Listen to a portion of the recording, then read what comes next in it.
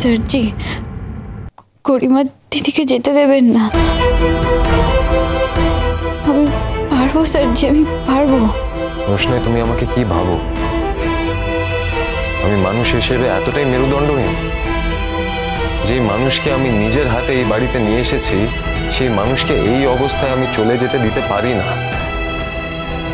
এবার তুমি চুপচাপ এখানে শুয়ে থাকো আর রেস্ট নাও।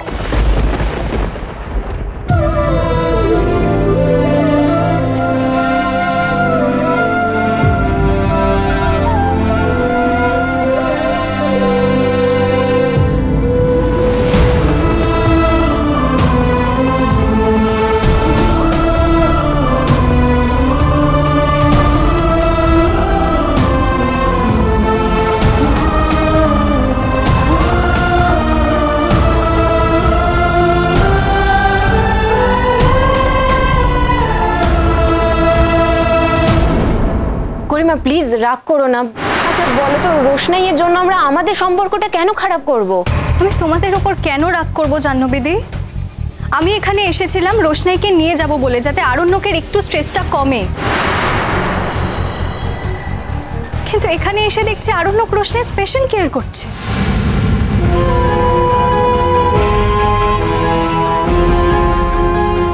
কি হলো গরিমা, তুমি এত রেগে যাচ্ছ কেন? এতো তো রেগে যাওয়ার কোনো ব্যাপার নেই। শোনো, তুমি 2 মিনিট ওয়েট করো, এরপর আমি অফিস যাব। আমি নিজে এসেছিলাম, নিজেই যেতে পারবো। আর আমাকে না কন্ট্রোল করার চেষ্টা করো না আরণ্যক, আমি রোশনাই নই। গরিমা, এসব তুমি কি বলছো? আমি রোশনাইকে কন্ট্রোল করি? আমি তো তোমাকে বললাম রোশনাইয়ের খুব জ্বর হয়েছে। তুমি তো দেখলে, চোখের সামনেই তো দেখলেও কিভাবে উঠতে গিয়ে প্রায় পড়ে যাচ্ছিল। ডক্টরের কাছে নিয়ে যেতে হবে গরিমা। আমি তো কিছু লুকোইনি তোমার কাছে। বাচ্চা, এগুলো সব নাটক, ও তোমাকে ফাঁসাচ্ছে। না মেম সাহেব, এগুলো নাটক না। আমি নিজের চোখে দেখেছি ও সত্যি খুব অসুস্থ। না মানে বাদশা, ও এতটাই অসুস্থ যে এখান থেকে সামান্য মাসির বাড়িতে যেতে পারছে না। মা, আমি তো তোমায় বললাম ও একটু সুস্থ হয়ে যাক, তারপর আমি নিজে ওকে গরিমার বাড়ি অবধি পৌঁছে দিয়ে আসবো। ঠাম্মি তো শিখিয়েছে এভাবে একজন অসুস্থ মানুষকে কোনোদিন বাড়ি থেকে বের করে দিতে নেই। আর আমি তো সেই গ্রাউন্ডে কথা বলছি। রিল্যাক্স আরণ্যক, তুমি রোশনাই সুস্থ হওয়া অবধি ওয়েট করো, আমার কোনো তাড়া নেই। আর তুমি নিয়ে এসেছো তো রোশনাইকে এখানে, তাই তোমার যতদিন ইচ্ছে তুমি রোশনাইকে নিজের কাছে রেখে দাও, আমার কোনো অসুবিধা নেই।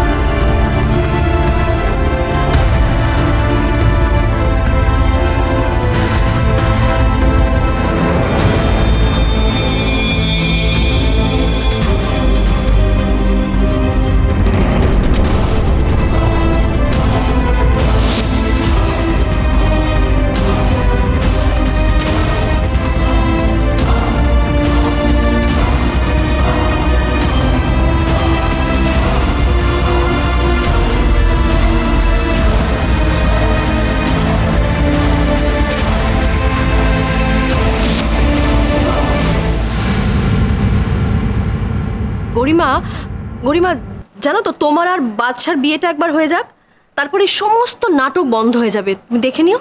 সেই বিষয়ে তুমি আমার মায়ের সাথে কথা বলে নিও।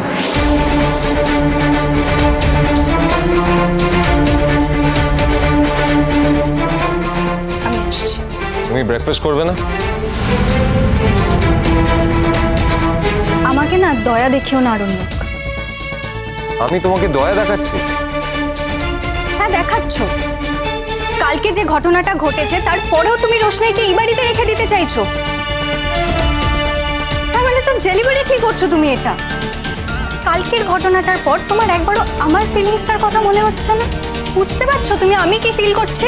বস, বুঝতে পারছি গরিমা, এসব কি বলছো তুমি? কাল যেটা হয়েছে সেটা একেবারেই একটা মেস হয়েছে। তারপর কি আমি রিঅ্যাক্ট করিনি? রিঅ্যাক্ট করেছো। মিথ্যে কথা বলছে, সব মিথ্যে কথা বলছে, সব জানে, ও সব জানে। তুমি যদি রিয়াক্টই করে থাকবে তাহলে আজকে ওর গায়ে চাদর চাপা দিয়ে দিচ্ছিলে কেন? এত সফট ভয়েসে কথা বলছিলে কেন তুমি ওর সাথে? এটা তোমার শাসনের নমুনা, তাই তো? তার মানে কালকে যে ঘটনাগুলো ঘটেছে সেটা তুমি মন থেকে ভেবেই দেখোনি একবারও যে কি অন্যায়টা করেছে। গরিমা, আমার ধারণা ও যেটা করেছে অজান্তে করেছে। বাচ্চা, তুমি তো ওই মেয়েটার সম্বন্ধে কোনো কথাই শুনতে চাও না। তোমার সব সময় ওই মেয়েটার কথাই ঠিক বলে মনে হয়, কেন বলো তো? না মা, এমন কোনো ব্যাপার নেই। আমি শুধু আমার ওপিনিয়নটা দিয়েছি, এটা আমার পয়েন্ট অফ ভিউ। তোমরা সবাই দেখেছো কালকে ও বারবার বলছিল যে আমি কাউকে কিছু বলিনি, কাউকে কিছু বলিনি। আমাকে জানতে হবে ও কি বলতে চাইছে।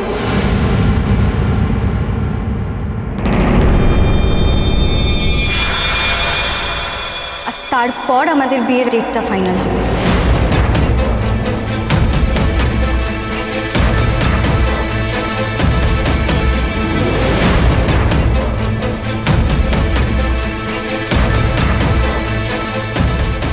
গরিমা দিদি,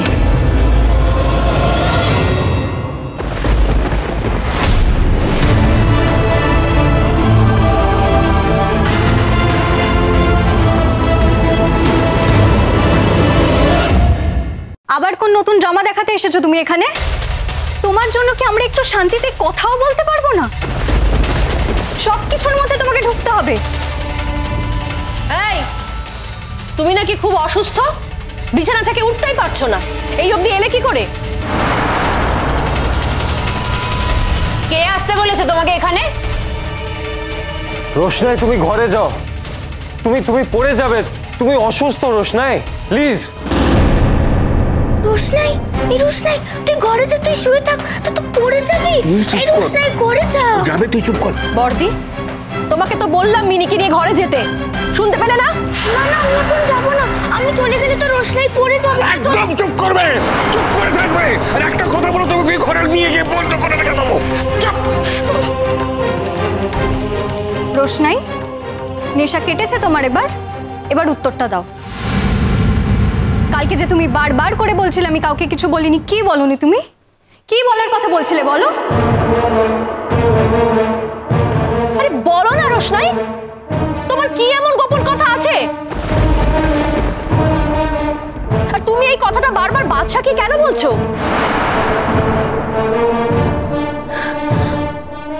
আমার জীবনে একটা ঘটনা আছে।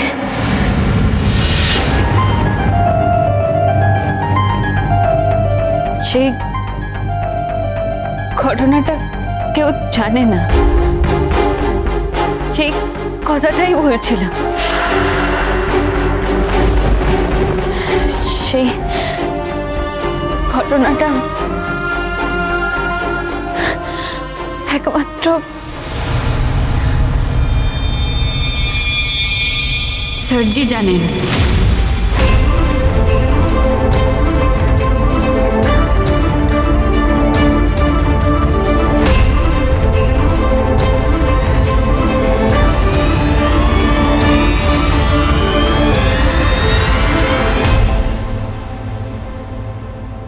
রোশনাই, আমি কিন্তু তোমায় এবার শেষবারের মতো জিজ্ঞেস করছি, আমি বিবাহিত।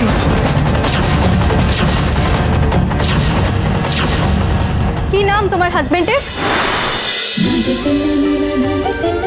রোশনাই।